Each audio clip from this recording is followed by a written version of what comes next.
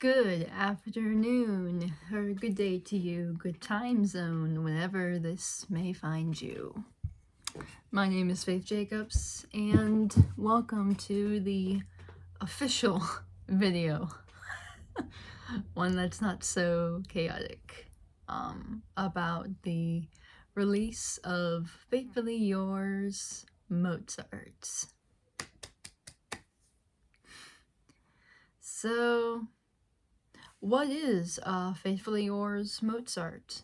As we speak right now, the final manuscript is being uploaded with all the proper fixes, so I promise whoever is going to order copies, you will have it perfectly polished. I have no idea what happened to the first 12 units that were sold to people.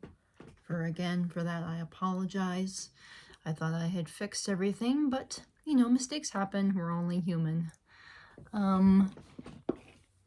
So the version of which I've just pulled and have in my hand is my author's copy, and it contains the imperfections which I fixed last night in a state of disarray and panic. Partially because, as you can see, this book is massive. It is a proper coffee table book, but it's gorgeous. It's beautiful. You beautiful Wolfie.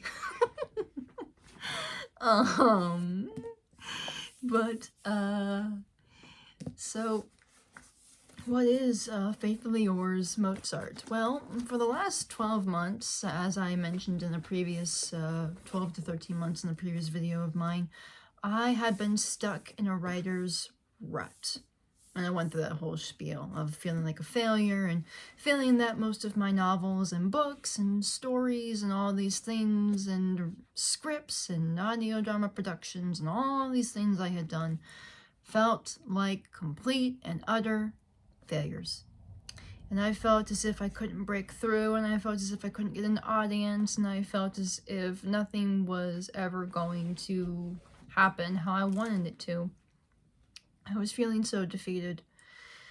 And as mentioned, I was on a podcast with a friend of mine who really helped to inspire and spark sort of my next adventure, and my next, writing and research adventure was Jack Morby, fellow autistic actor and advocate in the world of the arts like I am. And he inspired me to sort of take a look at Wolfgang Amadeus Mozart through the eyes of the lens of autism and the lens of disability. And I looked at Wolfgang in a way that I had never looked at a historical figure before.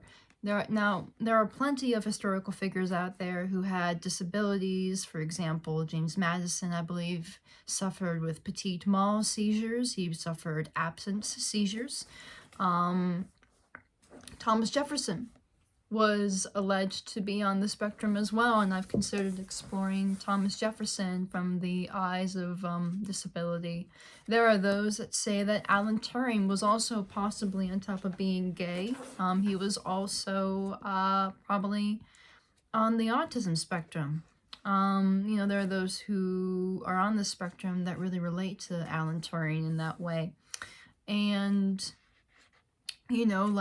there are lots of figures out there through history that if you really think about it, if I'm not mistaken, I think it was Thomas Edison who didn't speak until he was about 6.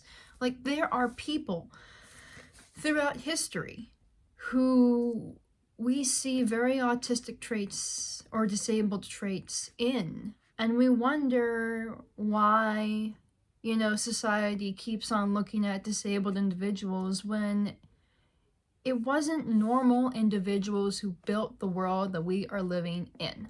And I am a firm believer in that. I have had people question that, and sort of come at that against me. And they're like, well, how can you write about a neurodivergent Wolfgang? We think he was, how... the word that often is used is who, it's oh, Wolfgang was thought of. There is no thought of. It's in his letters. It's in his letters, it's in his history, and I am a firm believer that Wolfgang was autistic. Not that he was thought of, but that he was. And I believe there is evidence to support that. And so because of that, I have written a novel, a 437-page novel, not excluding blank pages, obviously, that they include, you know, at the end of stuff, but for reasons. This over 400-page novel is about that. It is about a Wolfgang who is on the spectrum, yet who is, I don't know how to put it. It's a romance. And it's a romance where never at any point does his partner infantilize him. Never at any point is Wolfgang treated as if he's incapable by Constanza.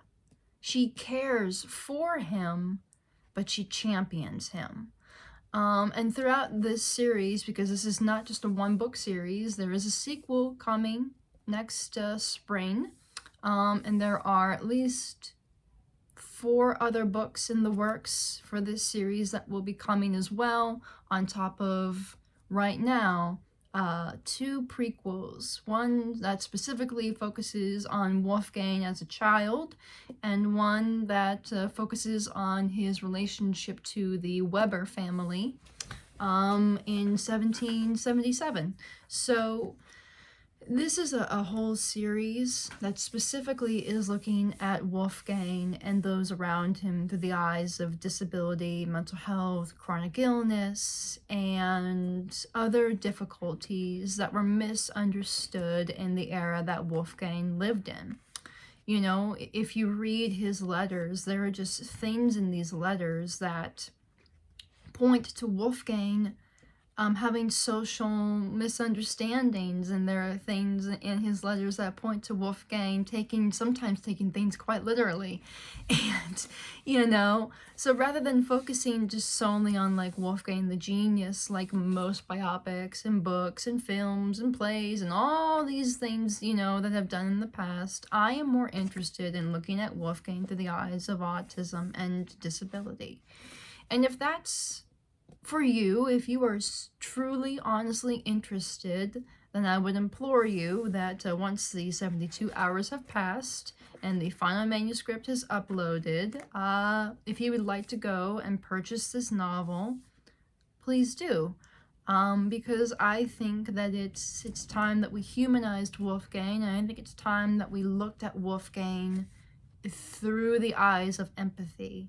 Rather than keep writing, you know, the same kind of stories over and over again, why can't we look at Wolfgang through the eyes of disability, you know? It's one of those things that hasn't been done before. And I've read a lot of Wolfgang books. I've read a lot of, I've watched plenty of movies. I've seen my fair share. And it just isn't, it never happens.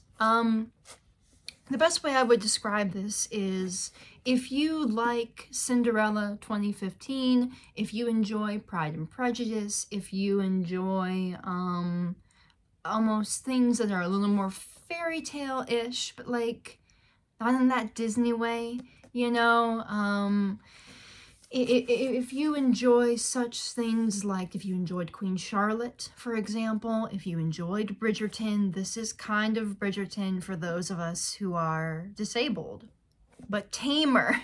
It is an 18+ novel, I want to stress that. This is not Mozart for children. I am working on a novel, actually, that is aimed at teen readers. This is not that novel. Now, I also will clarify, I'm not an explicit writer. I am not somebody who believes in writing explicitly adult details into her novels or her scripts or anything. Anyone who knows me can tell you that. And though there are scenes where Wolfgang and Constanza do kiss, there are scenes like that. Everything's implied. I do not believe in assaulting my audience's eyes and imagination with things that are unnecessary. They weren't written into the letters, and so therefore I don't believe that we need to tackle them here. We know what one has to do in order to have children. But I don't think it's necessary for this story. It's not necessary at all. It's not a part of it. Although, like I said, it's 18 plus for another reason. First off, it's tackling disability in a mature fashion. It's tackling disability in a historical fashion. There will be outdated terms, there will be things that you will see, there will be old medical ideas, you know, there will be old views and sometimes words that were there historically, but I don't believe should be used in the modern day era. So Faithfully Yours Mozart is kind of that novel, you know, is the sort of novel that I would give to somebody who is 18 and over. Simply because of the manner and way that I tackle disability, you know, there are just things in here that are meant for more mature minds. If you're going to, however, if you are a parent and you see this on Amazon and you're like, oh, my kid might like, you know, Wolfgang, they might like this story, they might enjoy this. And if they are under 18, here's the thing that I will say to you. Read it with them. This is not, again, it's not necessarily the kind of book that was meant for families. It's meant for adults. But if you so desire to, read it with them. Allow them to ask you questions. The way that this book is designed looks like a big book that you might have on your coffee table, or something that you might be reading if you were, you know, I mean, it looks like a big collector's edition according to some people, which is cool. But if you do have teens and you come across my book, no, it's not for adult, and no, it's not for teens. It's not for teens at all. But you can read it with them. I'm not opposed to that. I am opposed to people getting angry at adult fiction novels and going, oh, I didn't know this is for adults. I'm saying it here and now, even in the book. As a matter of fact, there is a warning. What does it say? I believe, yes. On page 7, after the copyright and after my little blurb, it says, this is an 18 plus story, not intended for younger readers. Thank you.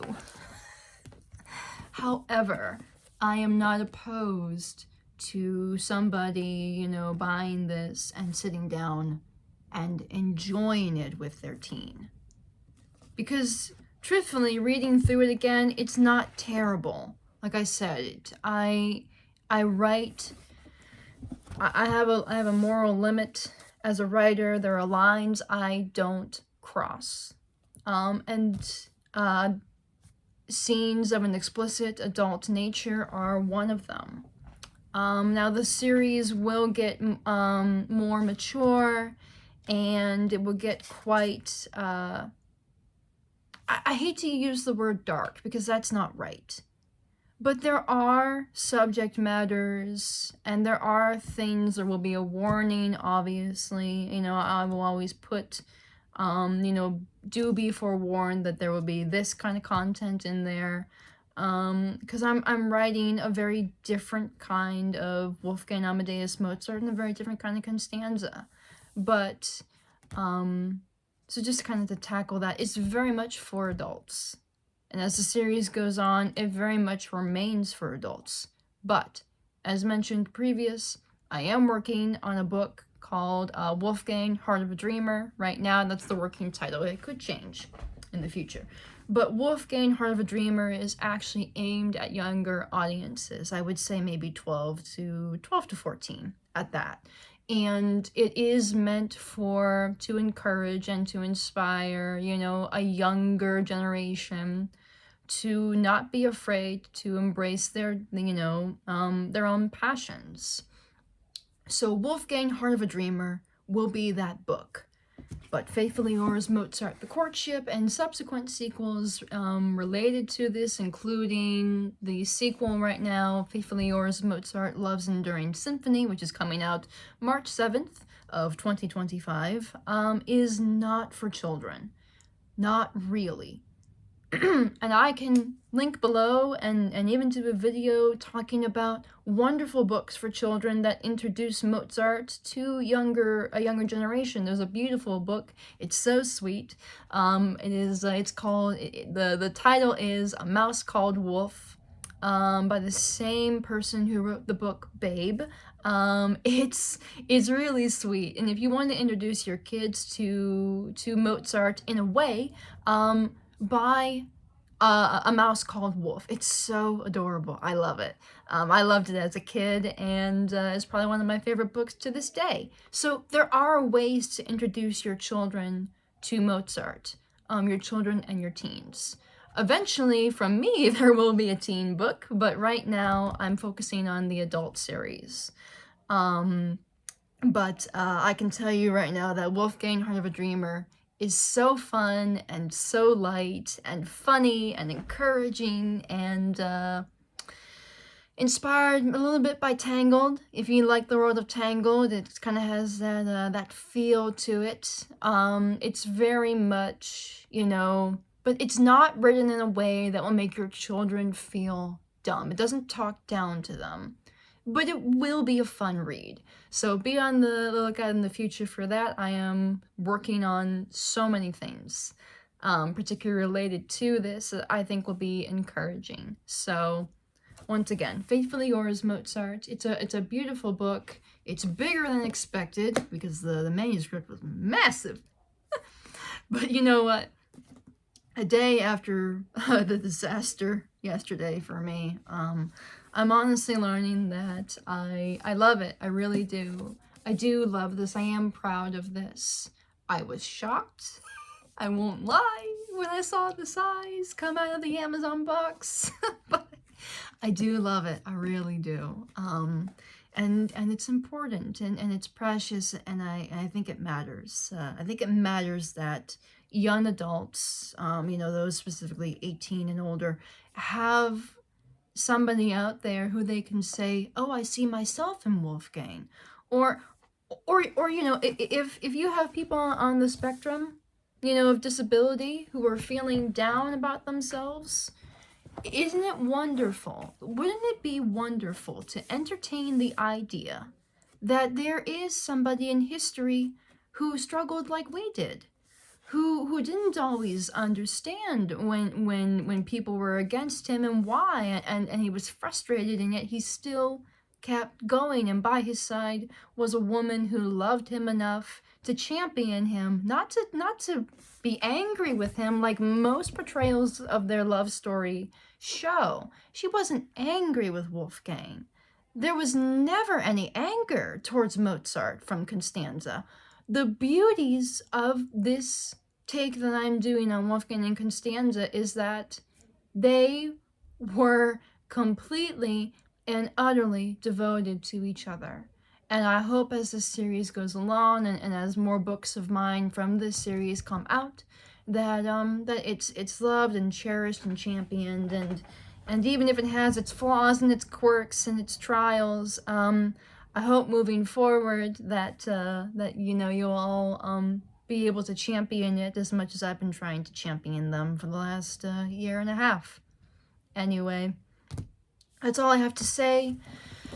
Be on the lookout for more from Faithfully Yours Mozart. There will be links in the description below where you can purchase book 1, and of course my website as well, my Goodreads page,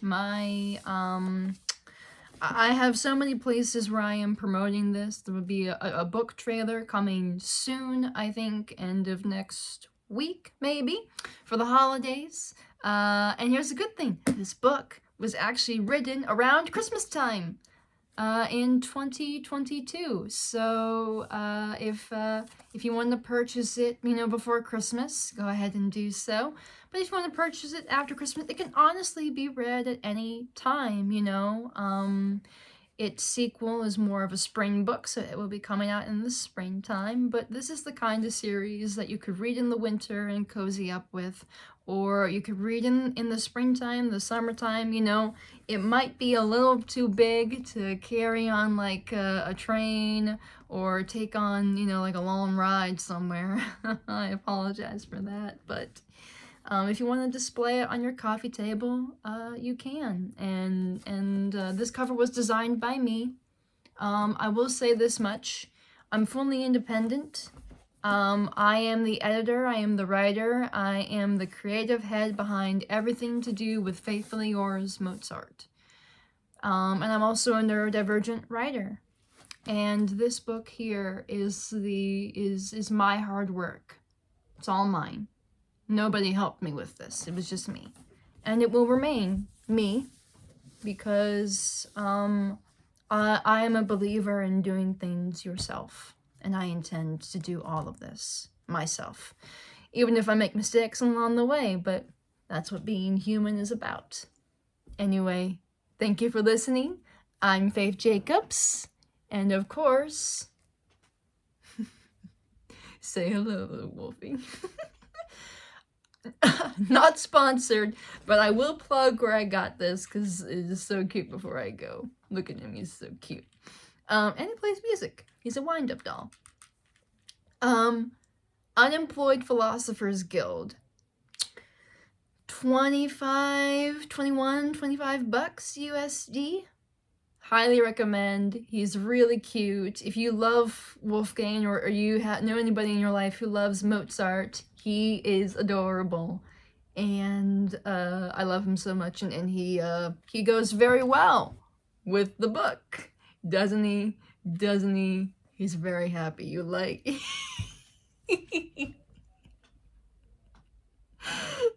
This thing is so cute. Also, there's a little finger puppet as well. If you don't want to get the doll... This thing makes me smile. Makes me happy. If you don't want to get the doll, there is a little finger puppet as well. So, from me and little Wolfie, bye-bye. Bye-bye. This is Faith Jacobs signing off.